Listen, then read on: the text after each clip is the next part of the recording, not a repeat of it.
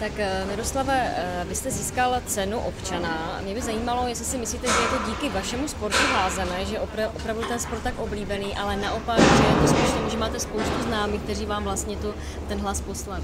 Tak vlastně Zubři, to je házenkářské město, chodí tam spousta diváků, asi nejvíc v extralize a také učím na základní škole, tak některé děcka mi říkali, že se to dozvěděli, že jsem v nějaké anketě, tak mi dali hlas a myslím si, že převážně je to díky házené v Zubři. Se zeptám, mimo neměl váš trenér nějaký úspěch? Byl to váš trenér? Ano, je to náš trenér a ten je taky velice úspěšný a je i u reprezentace. A sám trenér říkal, že v podstatě vy jste ještě žádný takový úspěch neměl, nebo respektive on neměl s vámi. Co si o tom myslíte? Je to tak? Je to pravda? Nebo... Tak, pro pana trenéra je hlavně, chceme vždycky získat první místo, se nám to nepodařilo, byli jsme několikrát druzí, tak doufáme, že letos to prolomíme.